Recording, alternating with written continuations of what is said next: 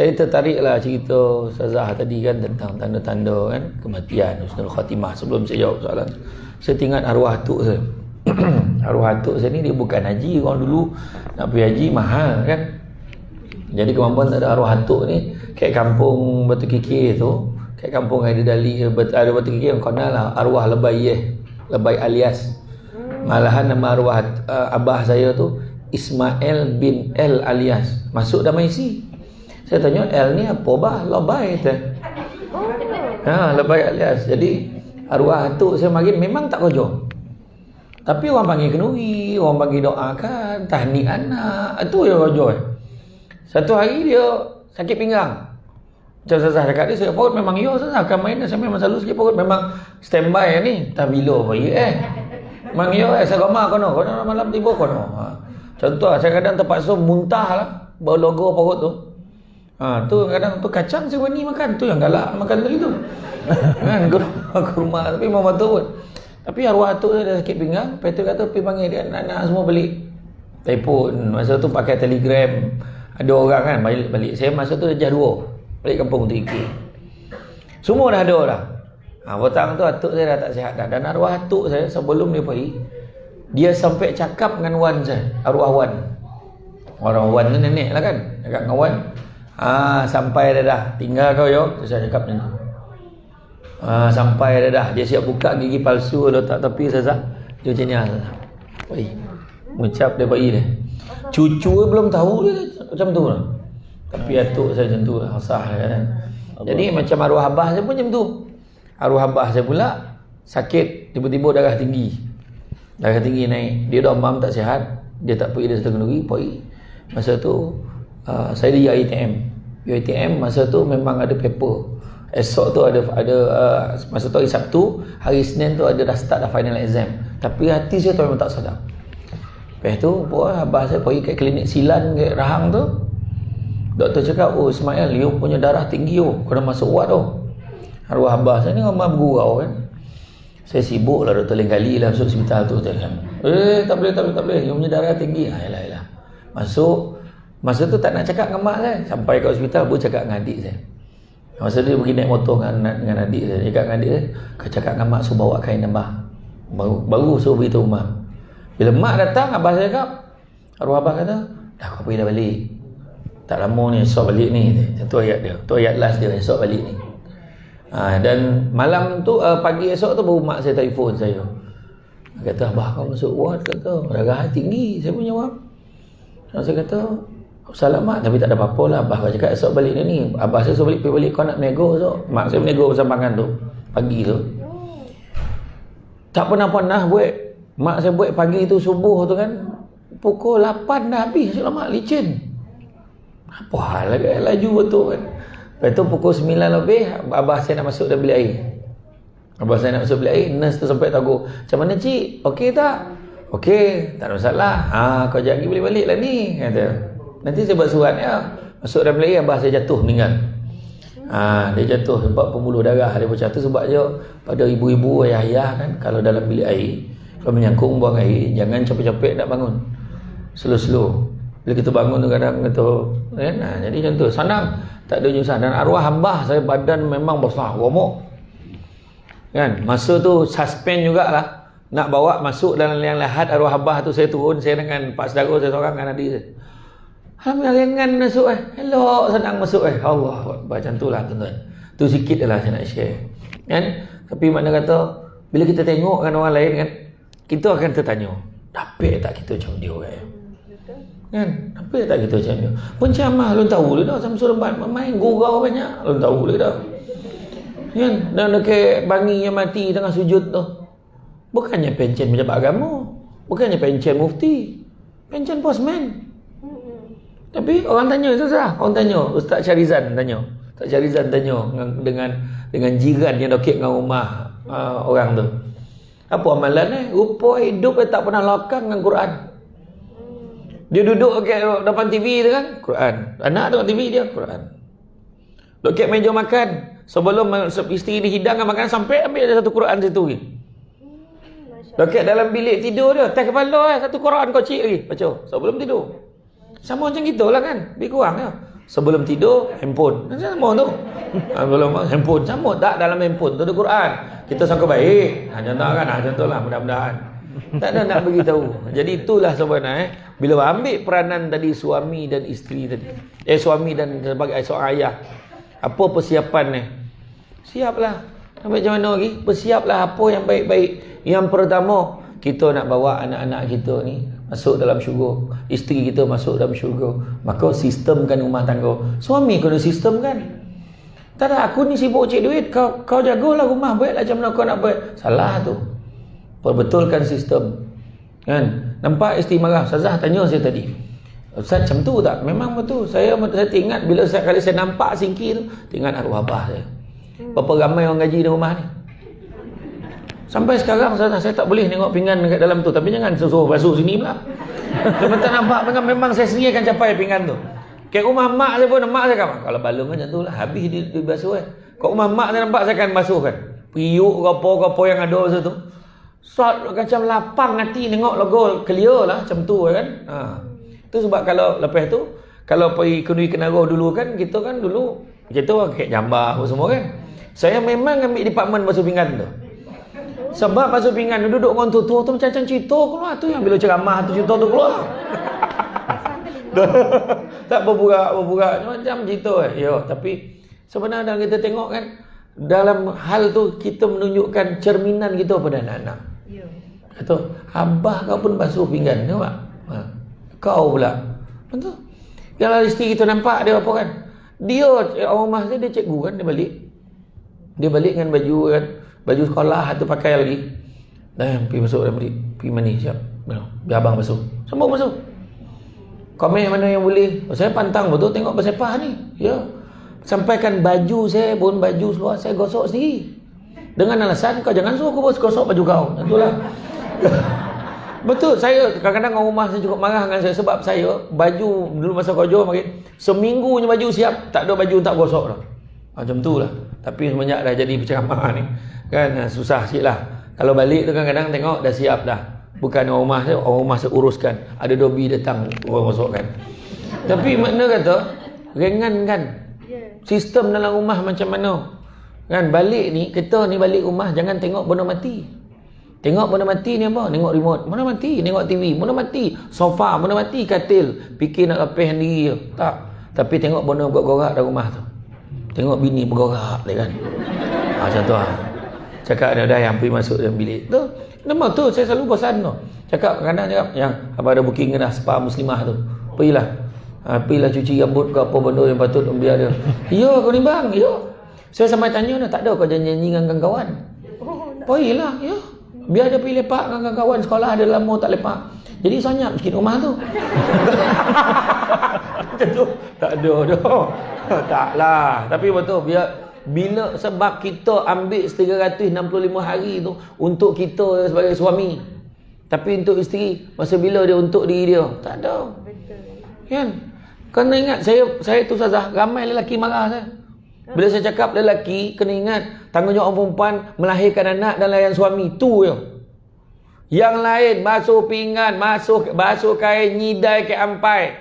Apa warna lah dalam rumah tu, basuh toilet, basuh bilik air. Semua kerja lelaki.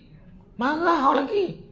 Tetapi kebanyakan orang perempuan willingly dalam bahasa kampung Ustazah Asma. Willingly dengan penuh rela dia nak bantu suami dia. Tak apa bang, ni dia buat. Akhirnya sampai lelaki tu boleh cakap, tu kerja kau. Salah. Tu sebenarnya orang perempuan memudahkan orang lelaki. Jadi itu sebab kena hargai dia. Balik sian ya. Poni ayang ke rumah. Alah tak ada apalah bang, abang lagi penat. Belah lawan tak deh. Iya, cakap yang elok-elok. Cakap elok-elok. Tu deh. Tu sistem. Yang keduanya, apa kita buat? Cari rezeki yang halal suami ni. Dan sebagai ayah, bagi duit yang halal pada anak-anak. Kan? Buatlah kau jual apa pun. Jual kurma, jual kacang. Kira lah kan? Ya. Lepas tu, bantu orang susah. Buat. Kan? Sebab apa kita mencari rezeki ni, kena selalu penyaluran. Jangan ingat, duit aku suka hati aku lah. Salah tu. Duit kita semua tanya oleh tu. Kau buat apa makan duit kau? Ke mana kau belanja kan? Semua tanya. Kan, asyik tukar sport rim ya. Kan? Asyik tukar kereta baru ya. Kan, susah. Saya pun nak nyuruh kereta saya tadi tu. Sebab saya biasa datang naik Azia. Azia tengah servis. Kan balik kan tukarlah balik. Bukan apa, hati tu elok sikit naik Azia tu. Iya. Tu yang kau dah halau tu. Kan? Tapi betul. Yang penting rezeki halal. Kita akan tengok hasil dia. Kita akan nampak kesan daripada rumah tangga kita. Happy, tenang. Kok berselisih faham tu biasa, tapi tak adalah sampai bawa bergaduh, sampai bertumbuk. Tak ada. Betul cakap ni. Lepas tu mak pun suka yang tengok kita. Aduh, ya kan? Iya, saya kalau pagi-pagi tak ada ceramah, memang hadap mak saya dulu kat Pancur tu. Sekali cik orang masak. Untuk saya seorang. Licin lah, susah kena datang mak saya dengan maklum saya. Mak dengan maklum saya, semua orang tahu. Soramban ni memang dia cover. Dia lagi sibuk dah berceramah. Dah sama duduk. Dah balik ada orang meninggal. Tu dia tu. Mak saya belajar dengan siapa? Ustazah Hajah Ruhani. Ustazah Hajah Ruhani. Mak saya maklum saya. Belajar dengan ilmu. Sekarang mak saya punya ni, korang dia tengok kan bila orang tu ilmu kan. Jadi saya pun belajar dengan mak saya. Oh macam tu mak ada tak nampak mak benda-benda pelik macam Ustazah cakap tadi lah. Ada tak mak perlu uruskan jenazah macam-macam. Tapi mak tak boleh cerita dah. Cukup lah mak cakap ada. Macam tu lah kan. Mak saya sepatutnya bulan 3 tu pergi Melbourne tu. Bukan Melaka, Melbourne. Sebab tahun sebelum ni dah bawa mak pergi. Rupanya orang Melbourne minta mak saya tu, dah tahu mak saya boleh mengajar macam mana pengurusan jenazah tu. Dia minta mak saya untuk ajar kat sana. Sebab orang Arab kat sana memang macam nyang ikan jenazah tu. Lepas tu bila tahu kasar sangat, you buat tak apa, dia tak rasa apa tu. Orang Arab tu cakap.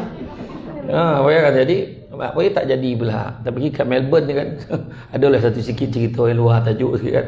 Saya tanya lah Kak Lina yang menguruskan. Dia orang Singapura duduk sana lama lah.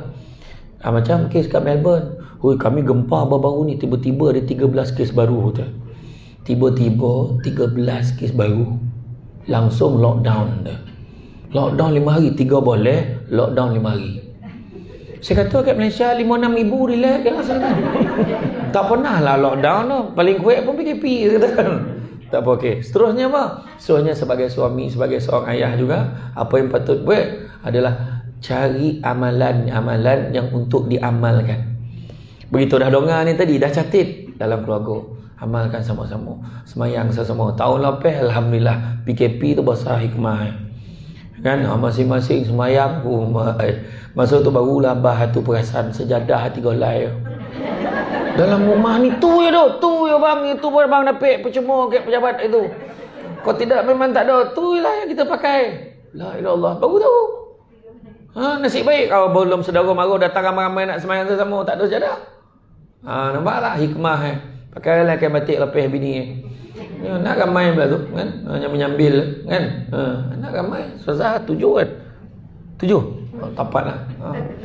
Betul. Lepas tu barulah tahu yang anak hafal surah lagi banyak pada dia. Dia kena jadi imam yang abah pula tak daripada dulu mas sekarang. Barulah abah tu sudah banyak di surah dan Quran tu selain pada surah Al-Ikhlas. Selama tu ditutuh 20 tahun kahwin tu lah surah baca kan. Malu tu anak lah sekolah tahfiz. Anak pula dah agak dah abah ni surah dengan anak.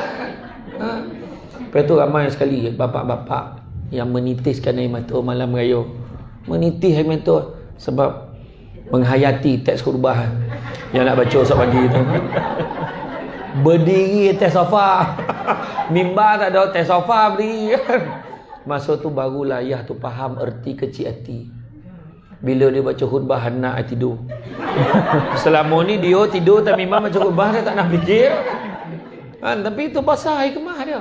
Dan berapa ramai ada suri rumah yang hantar mesej tu dekat Facebook tu, dia kata, alhamdulillah Ustaz, tahun ni kami berjaya tarawih penuh. Tak pernah sepanjang umur kami rumah tangga tak pernah dapat tu. Alhamdulillah dapat. Nampak tak? Itu antara yang Allah Ta'ala bagi kat kita. Tapi itulah alhamdulillah ni surah masjid dah buka dah. Kan? Jadi suami kena main peranan. Macam mana punya sunan itu? Macam mana kita nak pergi tarawih? Macam mana? Ya, kita kena buat lah. Jadi amal ibadah zikir Ustazah kata tadi. Bangun 3/4 malam kan? 3-4 malam. Sebab apa? Nak ajarkan sekarang ni, kita bukan hanya bagi kebahagiaan, kita bukan hanya bagi kedamaian, tapi faktor keselamatan. Faktor keselamatan bukan atas dunia, keselamatan akhirat ni mustahak ni.